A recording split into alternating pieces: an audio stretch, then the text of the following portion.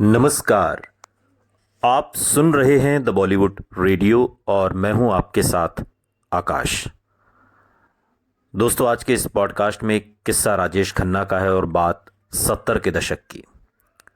Screen पर राजेश खन्ना को देखकर उस दौर में उनसे इश्क कर बैठना, ये उस दौर में शायद स्वाभाविक और आसान था। ये अलग बात थी कि असली जिंदगी में उनके करीबी लोगों के लिए ऐसा करना दिन ब दिन मुश्किल होता जा रहा था। जैसे जैसे राजेश खन्ना के व्यक्तित्व पर सुपरस्टारडम हावी होता जा रहा था, पुराना जतिन अंजू से दूर होता जा रहा था।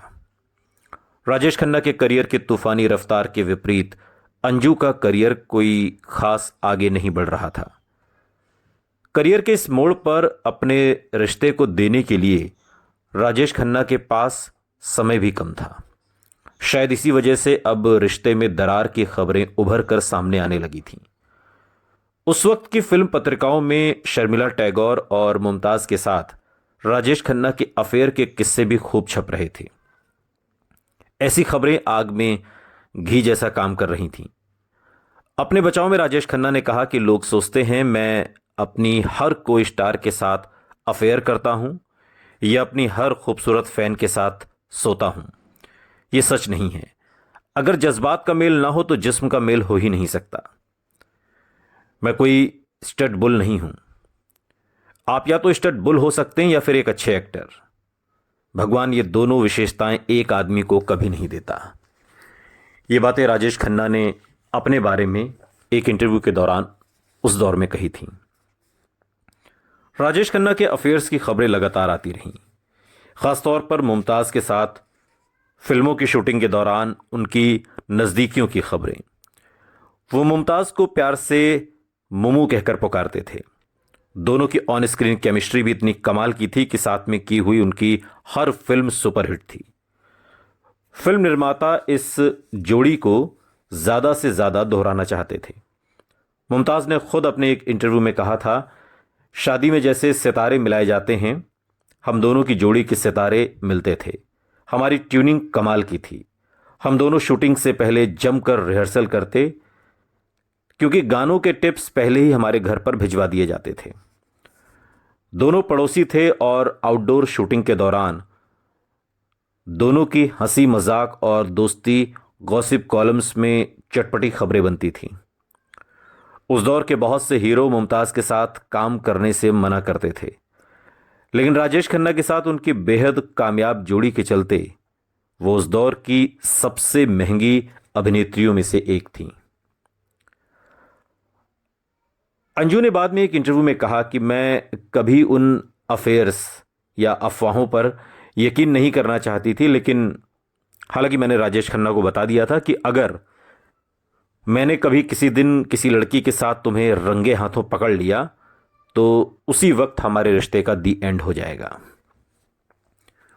दोनों का रिश्ता जैसे हमेशा मीडिया ट्रायल पर रहता था, लेकिन ऐसे हर झगड़े और उतार चढ़ाव के बावजूद राजेश खन्ना और अंजू हमेशा एक हो जाते थे। ज्यादातर खबरों में रिश्ते में आती दरारों का जिम्मेदार राजेश खन्ना को ठहराया जाता था। फिल्म फेयर टैलेंट हंट में रनर अप और राजेश खन्ना के दोस्त रहे अभिनेता धीरज कुमार को राजेश खन्ना की शख्सियत का एक अलग ही पहलू याद आता है। धीरज के मुताबिक उस दौर में राजेश खन्ना के बेमिसाल सुपरस्टारडम के बावजूद उनके बारे में हर तरफ नेगेटिव खबरें ही प्रचलित रहती थीं। धीरज एक इंटरव्यू में बताते हैं कि राजेश खन्ना खालिस पंजाबी थे, बड़े दिल वाले थे, दोस्तों के लिए कुछ भी करने को तैयार। धीरज को हैरानी थी कि किस तरीके से जो उनका सफ़र आगे बढ़ रहा था, राजेश खन्ना के व्यक्तित्व के इस बेहतरीन पहलू का जिक्र मीडिया ने कभी नहीं किया। राजेश खन्ना के नाम पर इन पत्रिकाओं की हजारों प्रतियां बिकती थीं, लेकिन ये खबरें संतुलित नहीं थीं और आमतौर पर उनके व्यक्तित्व से जुड़ी नकारात्मक बातें इसमें छपी रहती थी, वो भी चटपटे अंदाज में। ये लोग अच्छी बातें राजेश खन्ना के बारे में कभी नहीं लिखते थे। जो बात धीरज ने कही उससे राजेश खन्ना के साथ इस दौर में काम करने वाले कई फिल्मकार और को एक्टर्स भी इत्तेफाक रखते हैं। सुपरस्टार बनने के बाद उन्होंने अपनी गर्लफ्रेंड अंजू महेंद्रू को एक बंगला तोहफे में दिया था, जिसमें वो आज भी रहती हैं।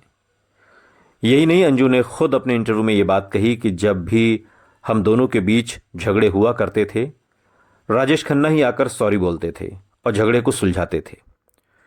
शायद राजेश खन्ना भी सुपरस्टारडम के बाद अपने रिश्ते में एक तरीके से बदलाव को पूरी तरह समझ नहीं पाए थे। अपने फैंस और चमचों के बर्ताव की तुलना वो अंजू के बर्ताव से करने लगे थे। ये लोग उनकी हर बात की तारीफ करते थे। राजेश खन्ना जो भी करते इन लोगों को सही लगता था, लेकिन अंजू के साथ उनका रिश्ता बराबरी का रहा था। जब वो राजेश खन्ना के किसी फैसले पर सवाल उठाती थी तो राजेश खन्ना के लिए बर्दाश्त करना मुश्किल हो जाता था। तनाव से गुजरते इस रिश्ते में अब दोनों के व्यक्तित्व की असमानताएं और मतभेद उभर कर सामने आने लगे थे। कहते हैं जो बात इनके रिश्ते में बड़ा मुद्दा बन चुकी थी वो थी अंजू की फिल्मों में काम करने की चाहत। अंजू शादी के बाद भी फिल्मों में काम करना चाहती थी, मगर राजेश खन्ना को यह कतई मंजूर नहीं था। उन पर अंकुश लगाने की ये प्रवृत्ति शायद उनकी असुरक्षा की भावना का नतीजा थी। 80 के दशक की शुरुआत में उनके साथ काम कर चुके एक निर्देशक बताते हैं, सुपरस्टार बनने के बाद तो वो अपने रुतबे और ताकत से अपने विरोधियों, अपने दोस्तों, यहां तक कि अपने रिश्तों को भी कंट्रोल करने लगे थे। सलीम खान, सलमान खान के पिता, उन्होंने राजेश खन्ना के साथ काफ़ी काम किया और वो उस दौर को याद करते हुए एक इंटरव्यू में कहते हैं कि अगर कोई उससे किसी बात पर असहमत हो जाता तो वो समझता था कि यह आदमी मेरे खिलाफ है। अगर कोई भी आदमी ऐसा कुछ सजेस्ट भी करता था जो उसकी मर्जी से अलग था तो उसे लगता था कि उसका विरोध हो रहा है। He did not take such disagreement kindly. इसके बाद तो वो कई बार ऐसी हरकतें तक कर देते थे जैसे वो उनका करीबी नहीं, कोई दुश्मन हो। बात सिर्फ फिल्म इंडस्ट्री से जुड़े लोगों की ही नहीं थी। जब उनकी प्रेमिका अंजू महेंद्रू भी उनकी मर्जी के खिलाफ फिल्मों में काम करने पर अड़ी रहीं तो सुपरस्टार राजेश खन्ना ने उन्हें भी अपने रसूख और ताकत का एहसास करा दिया। उस दौर में खबरें तो यहां तक छपी कि राजेश खन्ना ने कई ऐसी फिल्मों को रोकवाने की कोशिश की जिनमें अंजू एक्टिंग कर रही थीं। फिल्म इतिहासकार गौतम कौल ने ऐसी एक घटना का जिक्र अपने एक लेख में किया। गौतम कौल बताते हैं कि जब वो दिल्ली प्रशासन के एक्साइज डिपार्टमेंट की कमेटी में फिल्म एक्सपर्ट थे तो अंजू महेंद्रू की एक फिल्म उनके पास टैक्स से छूट पाने के लिए भेजी गई। फिल्म पर 1 महीने के लिए टैक्स माफ भी कर दिया गया, लेकिन वो फिल्म कभी रिलीज नहीं हुई। गौतम कौल के मुताबिक इसके पीछे राजेश खन्ना का हाथ था। उन्होंने फिल्म इंडस्ट्री में ये खबर तक फैला दी थी कि जिन फिल्मों में अंजू महेंद्रू अभिनय कर रही हैं उन फिल्मों के राइट्स वो दोगुनी कीमत पर खरीदने को तैयार हैं। गौतम कौल कहते हैं कि वो चाहते थे कि इन फिल्मों के प्रिंट, पोस्टर, ट्रेलर, यहां तक कि फिल्म के विज्ञापन तक उन्हें या उनके प्रतिनिधि को सौंप दिए जाएं। सारी चीजों की कीमत वो चुका देते थे।